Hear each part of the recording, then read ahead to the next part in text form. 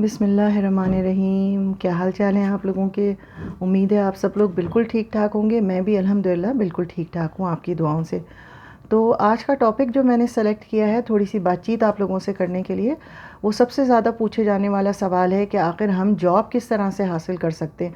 अब तुर्की तो हम आ गए हैं, लेकिन अब हमें जॉब चाहिए तो आखिर वो कौन से ज़राए हैं।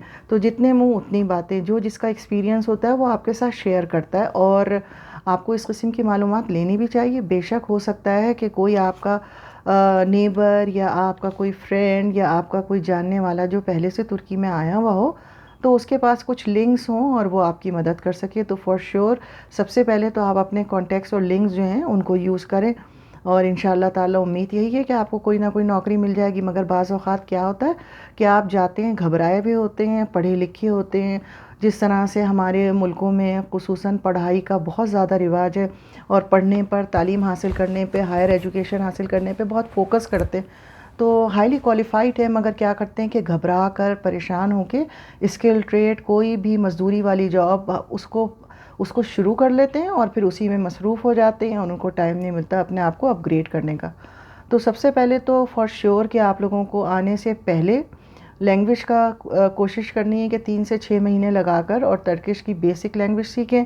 लेकिन अगर आप नहीं सीख सकते तो दूसरा ऑप्शन क्या है कि आप आने के बाद ग्रुप की शक्ल में एक दूसरे को कांटेक्ट करें। सोशल मीडिया को इस्तेमाल करते हुए 4 से 6 लड़कों का ग्रुप बनाएं। एक अच्छा टर्किश टीचर जिसको इंग्लिश भी आती हो, वो उसको हायर करें, और एक ग्रुप की शक्ल में टर्किश को जल्द से जल्द आप सीखना शुरू कर दें। क्योंकि वहाँ कोर्सेज़ होते हैं, फ्री कोर्सेज़, मगर उसके लिए आपका किमलिक नंबर आना ज़रूरी और नफूस का होना ज़रूरी होता है एडमिशन के लिए। तो उस वक्त तक इंतज़ार करके अपना टाइम वेस्ट मत करें। जल्द से जल्द आप बेसिक लैंग्वेज जो है वो अंडरस्टैंड और आम बोलचाल की ज़बान जो है वो सीखने की कोशिश करें।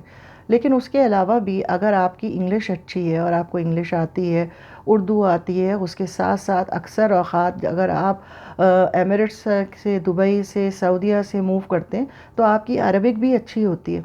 तो अगर ये ज़बानें आपको आती हैं, फ़्रेंच आती है, तो इन किसी भी कॉम्बिनेशन के साथ आप बहुत अपॉर्चुनिटीज़ आपके लिए हो सकती हैं। क्योंकि वहाँ पर अरबिक और इंग्लिश कॉम्बिनेशन के साथ टर्किश मुख्तलिफ़ इदारों में और मुख्तलिफ़ जगहों पे होटल इंडस्ट्री बहुत ज़रूरी होता है, और वो लोग हायर कर लेते हैं। तो आप अपने आप को अंडर एस्टिमेट ना करें, ज़रूर जो है अप्लाई करें। अच्छा जनाब, दूसरी बात ये जो है, दूसरा अहम काम, पहले तो आपको ज़बान पे फ़ोकस करना है। दूसरा काम जो आपको सबसे अहम करना है वो आपको अपना रेज्यूमे अपडेट करना है। होता क्या है कि पाकिस्तान में तो हम लोग रेज्यूमे प्रिंट कर लेते हैं, अपनी एप्लीकेशन जो होती है जॉब एप्लीकेशन, उस पर इतनी तवज्जो नहीं देते। बेसिक इन्फॉर्मेशन लिखिए, 2 4 जुमले बीच में लिखिए और बस हो गया। तो कोशिश ये करें कि थोड़ा सा टाइम लगाएं और इंटरनेशनल स्टैंडर्ड के हिसाब से अपना रेज्यूमे तैयार करें। मैं कोशिश करूँगी कि जल्द से जल्द एक छोटी सी वीडियो जिसमें आपको बता सकूँ कि इंटरनेशनल स्टैंडर्ड्स क्या हैं। तो सबसे जैसे छोटी सी बात, तो सबसे पहले अहम बात जो है वो ये कि स्पेलिंग की मिस्टेक्स नहीं होनी चाहिए। काफ़ी लोगों ने मुझे अपने रेज्यूमेस भेजे कि प्लीज़ आप मेरे लिए हमारे लिए जॉब की कोशिश कर लें, कनाडा में कोशिश कर दें, या अगर आप इस्तांबुल में किसी को जानती हैं तो वहाँ कोशिश कर दें, या हमें ज़्यादा नो हाउ नहीं है कंप्यूटर की, तो हमारे रेज्यूमे जो हैं वो फॉरवर्ड कर दें जो आप समझती हैं कि हम जहाँ पे कैपेबल है जॉब हासिल करने के लिए। तो यकीन मानिए कि उनके जो रेज्यूमे थे उनमें इतनी मिस्टेक्स थी, खुसूसन स्पेलिंग्स की। तो ऐसे रिज्यूमे जब आप फॉरवर्ड करेंगे इंटरनेशनल स्टैंडर्ड का, अगर वो नहीं हुआ पढ़ी लिखी दुनिया के अंदर, तो वो देख के क्या इंप्रेशन लेंगे, वो कैसे मानेंगे कि आपके अंदर कोई सलाहियत है। क्योंकि आप तो सामने नहीं होते ना, आपका रिज्यूमे सामने होता है, आपकी एप्लीकेशन सामने होती है। अच्छा, दूसरी अहम बात कि नॉर्मली जो इंटरनेशनल लेवल स्टैंडर्ड्स हैं उनमें कहीं पे भी आपकी उम्र, आपकी तारीख़ पैदाइश, आपके बाप का नाम, आपकी माँ का नाम, आप शादीशुदा हैं, गैर शादीशुदा हैं, इसको, या आपका एनआईसी नंबर क्या है, कोई भी पर्सनल इन्फॉर्मेशन, किमलिक नंबर, ये सब की किसी सूरत ज़रूरत नहीं होती है। बहुत बुरा समझा जाता है क्योंकि ये प्राइवेसी एक्ट में आता है। ये आपकी टोटल प्राइवेसी है। जब आपको अपॉइंट कर लेते हैं, आपसे पूछते हैं on the time of appointment, तब आप ये इन्फॉर्मेशन अपनी शेयर करते हैं। हर किसी से शेयर नहीं की जाती है। तो ये चीज़ें तो खुसूसन अगर आप कहीं बाहर अप्लाई कर रहे हैं तो ये चीज़ें तो आप अपने रेज्यूमे से बिल्कुल हटा दें। और कोशिश करेंगे कि अगर कोई वहाँ पर पाकिस्तान में या कहीं और कोई आपको रेज्यूमे राइटर अगर थोड़े से पैसे लेके बना लेता है या फैमिली या फ्रेंड्स में, तो उनसे मदद लेके फोकस करें रेज्यूमे के लिए। अच्छा, दूसरी बात ये कि रेज्यूमे में एक ये भी बात नोट करनी है कि फ़र्ज़ कीजिए आप टीचिंग की जॉब के लिए जा रहे हैं और उसमें आपने सारा अपना एक्सपीरियंस लिख दिया कि जी मैंने सेल्स पर्सन का यहाँ काम किया है, मैंने बेकरी में इतने अरसे काम किया, मैंने टेलरिंग की। तो अगर वो आपका एक्सपीरियंस उस जॉब से मैच नहीं कर रहा है तो वो एप्लीकेशन आपकी क्यों सुनेंगे। तो ये छोटी छोटी सी चीज़ें हैं, 2-3 मुख्तलिफ़ किस्म की एप्लीकेशंस जो हैं वो डिफरेंट एक्सपीरियंस जो आपके स्किल्स हैं उसके हिसाब से तैयार करके लाएं और वो डिस्ट्रीब्यूट करें, नंबर 1।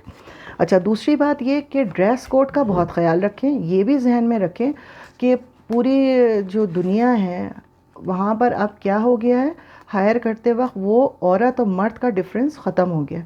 ये नहीं होता कि ये जॉब औरतों के लिए है और ये जॉब मर्दों के लिए। तो अब क्या है तरीक़ेकार, पूरी दुनिया में कोई भी जॉब आती है तो उसको इक्वल अपॉर्चुनिटीज़ दी जाती हैं, चाहे वो मेंस हों चाहे वो वुमेन हो। तो ये जहन में ना रखिए ओहो ये जॉब तो औरतों की होती, हम अप्लाई नहीं करेंगे। या अगर औरतें हैं तो वो ये सोचें कि लड़कियां कि नहीं ये तो सिर्फ मर्द करते हैं, हम तो करेंगे तो हमें मिलेगी नहीं। ऐसा नहीं होता। अगर आपके अंदर स्किल्स हैं, आप केपेबल हैं, अपनी एप्लीकेशन दें, आपकी एप्लीकेशन कंसीडर की जाएगी। तो ड्रेसिंग जो है उसके लिए भी अगर आप इंटरव्यू के लिए जा रहे हैं तो आप प्रॉपर ड्रेसअप हो।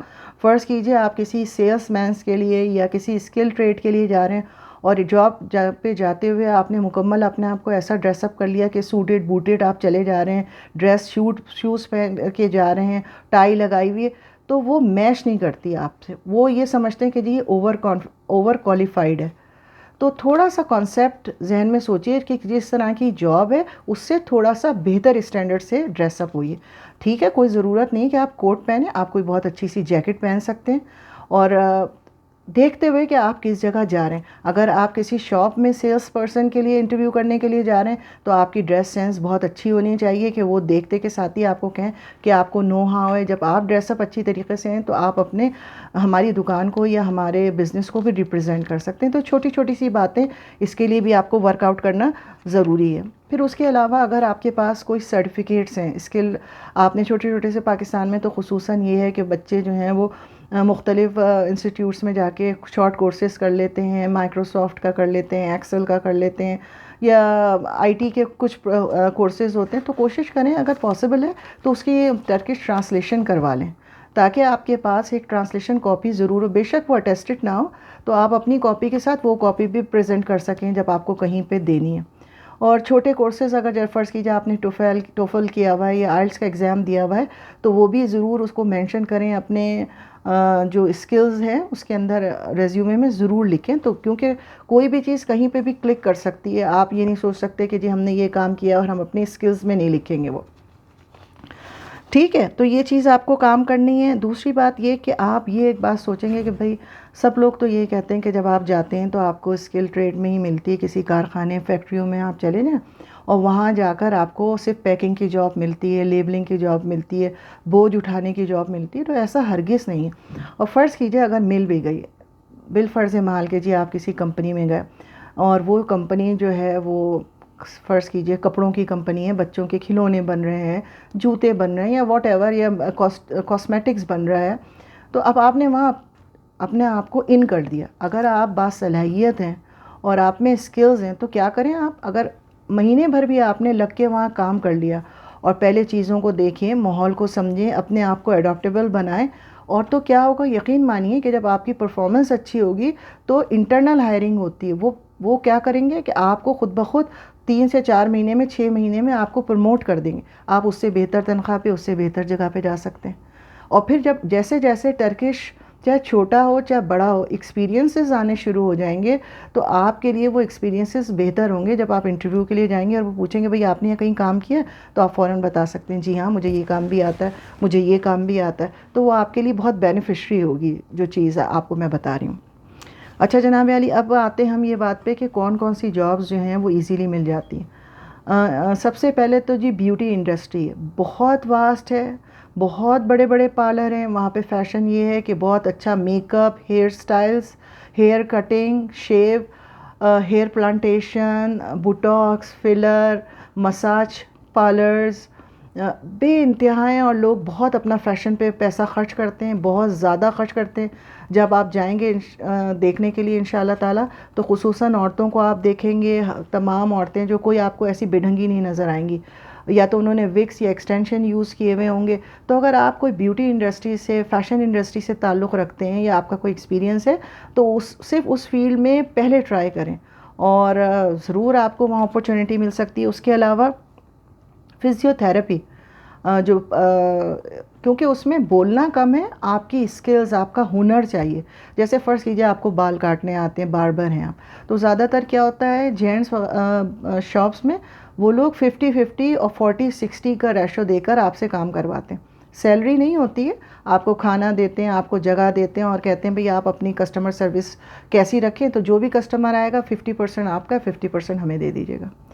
तो इस तरह से डिफरेंट अंदाज से वो आपके स्किल्स को यूज़ करते हैं, क्योंकि बातचीत उसमें कम होती है, हुनर ज़्यादा होता है, तो वो हायर कर लेते हैं। इसके अलावा ड्राइवर्स हैं, ड्राइवर की भी बहुत ज़्यादा जॉब है। उसके बाद औरतें जो हैं वो नैनीज़, हाउस कीपिंग, बहुत ज़्यादा जॉब्स हैं, क्योंकि जो लोग वहाँ पर आए हुए हैं यूरोपियन कंट्री से, और उन्होंने बड़े बड़े बिजनेसेस स्टार्ट किए हुए हैं, उनकी वर्किंग वुमेंस हैं, और बड़े बड़े घर हैं, विलाज हैं, तो उनको अपने घर के लिए भी चाहिए होती है गवर्नर्स के, जो उनके बच्चों की टेक केयर करे, पिक एंड ड्रॉप बच्चों को कर दे, या अगर और कोई सर्वेंट्स हैं, ज़्यादातर तो वो फिलिपीनियंस जो हैं उनको प्रिफ़र करते हैं, क्योंकि वो बहुत मेहनती भी होते हैं, और उनको कोई हेजिटेशन नहीं होती कि भाई हमें कोई आया कहेगा, कोई मासी कहेगा, तो वो एज ए केयर गिवर के तौर पे काम करती हैं। लेकिन अगर आपको ऑकवर्ड फील नहीं होता, और आप यंग हैं, और आप समझती हैं या समझते हैं कि कोई बात नहीं है, सर्वाइविंग टाइम है, और हम अच्छी फैमिली के साथ, अगर पढ़े लिखे लोग हैं, नॉर्मली वो क्या होता है कि वो डॉलर्स में 1000 से 3000 US डॉलर में सैलरीज देते हैं आपको।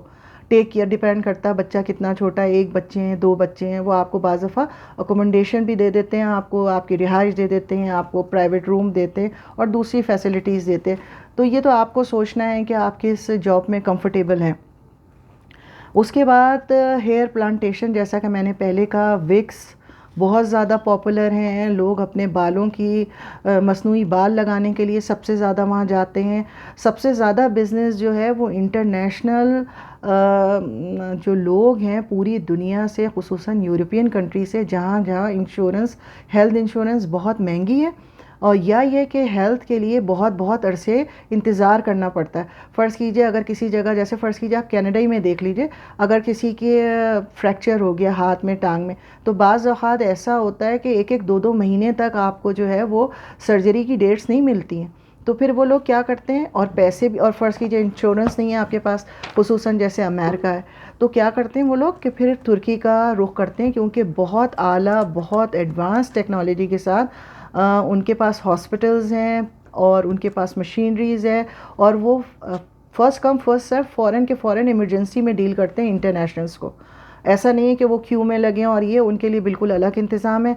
और जहाँ जहाँ ऐसे इंटरनेशनल मराकज़ हैं, उन सब में ज़ाहिर बात है उनको इंग्लिश पर्सनस की ज़रूरत है। तो अगर आप हॉस्पिटल से या क्लिनिकल किसी भी फील्ड से आपका ताल्लुक़ है, एक्सरे टेक्नीशियन है, लैब टेक्नीशियन है, ऑपरेशन के लिए आप नर्सेज़ हैं, या फ़र्ज़ कीजिए आप फिज़ियोथेरेपिस्ट हैं, तो आपके लिए बहुत ज़्यादा ऑप्शन है कि आप हेल्थ केयर के अंदर, या फिर आप हेल्थ प्रोफेशन के अंदर अपने आप स्किल्स को अवेल करें, प्रॉपर आपका रेज्यूमे बना हुआ, और वहीं के लिए आप अप्लाई करें।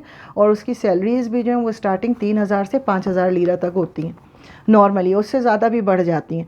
अच्छा, उसके बाद जैसा कि आपको पता है कि समंदरी पोर्ट है, बड़े बड़े जहाज़ पूरी दुनिया से इंपोर्ट और एक्सपोर्ट का काम होता है, तो लोडिंग और अनलोडिंग जो है उसका बहुत ज़्यादा काम है। अगर अफ़गानिस्तान या कोई ऐसी जगह जहाँ मज़बूत जिस्म के लोग हैं, या बॉडी बिल्डिंग है, आप समझते हैं कि वज़न उठाना कोई मसला नहीं है, तो बहुत अच्छी तनख्वाह से, नॉर्मली अगर कोई फ़र्ज़ कीजिए 100 लीरा मिल रहा है, तो वहाँ 150-200 लीरा पर डे के हिसाब से आपको काम मिल जाता है।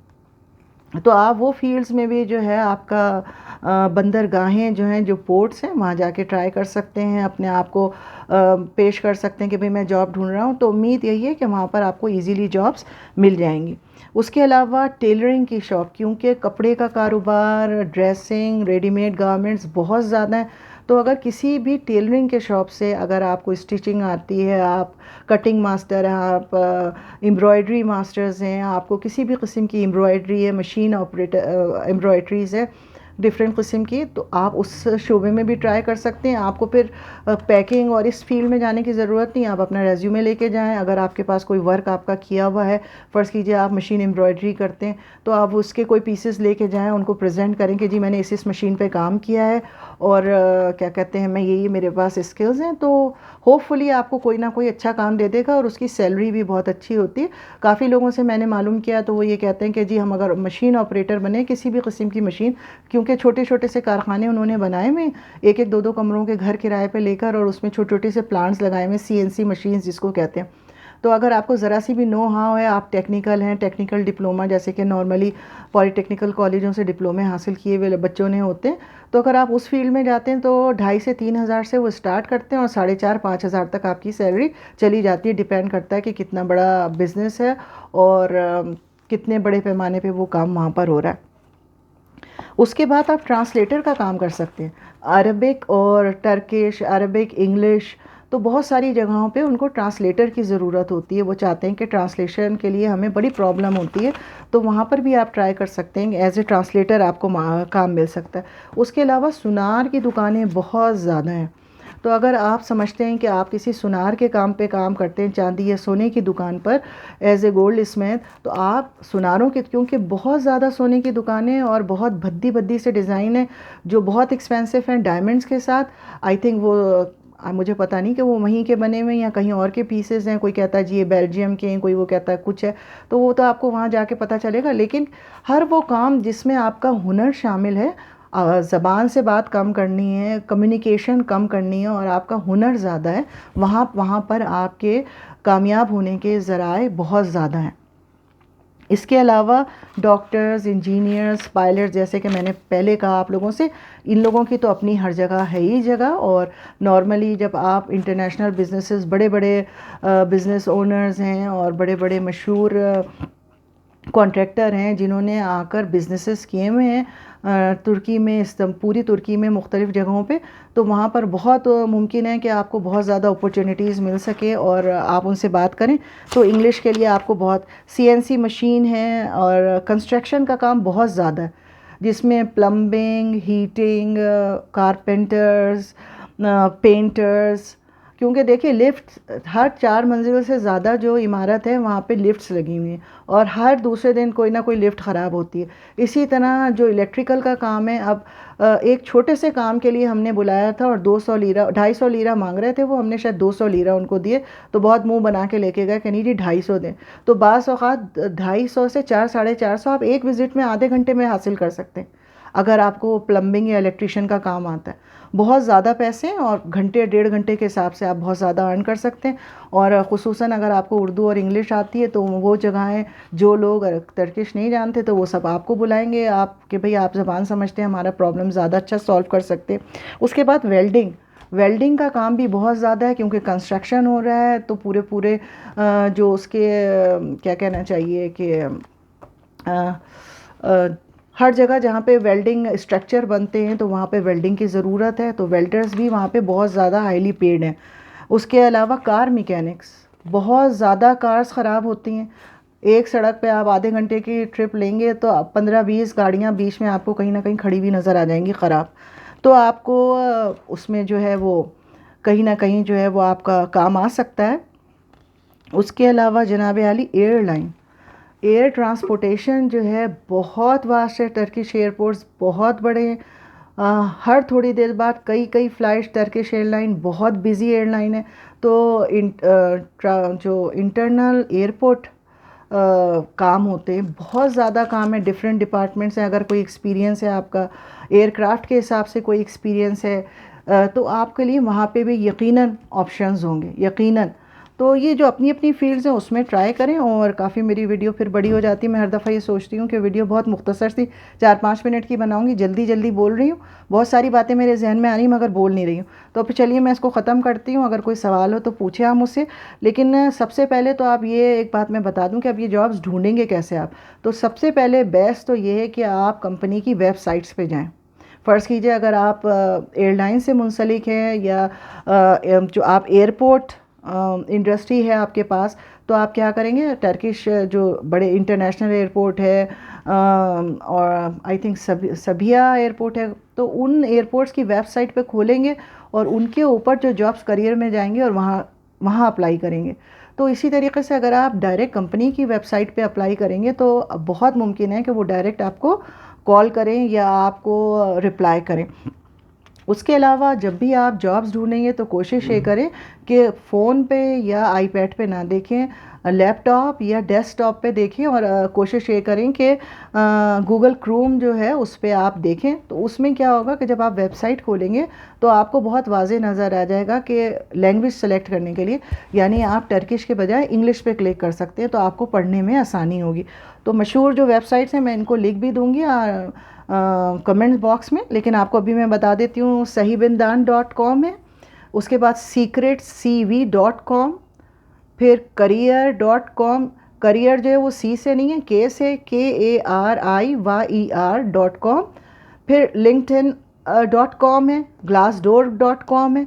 तो ये वेबसाइट्स ऐसी हैं कि अगर इस पे आप जाएंगे और टर्किश इंग्लिश को सेलेक्ट करके और सिलेक्शन करेंगे तो यकीन मानिए बहुत ज़्यादा जॉब्स आती हैं इस पे और रिप्लाई भी करते हैं। और उम्मीद और दुआ तो यही है कि इंशाअल्लाह ताला इनमें से किसी भी वेबसाइट को इस्तेमाल करते हुए आप बहुत अच्छी सी जॉब हासिल कर सकते हैं। सुनने और देखने का बहुत बहुत शुक्रिया। मेरी ढेरों दुआएं आप लोगों के साथ। अल्लाह मियां आपके आप मकासद में आप लोगों को कामयाब करे और खुशखबरियाँ सुने कि पाकिस्तानी खूब तरक्की कर रहे हैं। ठीक है, लंबी वीडियो होने का बहुत बहुत माजरत और सुनने का बहुत शुक्रिया। अगर आपको लगता है कि ये वीडियो किसी के काम आ सकती है तो प्लीज़ इसको शेयर और सब्सक्राइब अगर नहीं किया तो कर दीजिएगा। Thank you very much. Allah हाफिज़।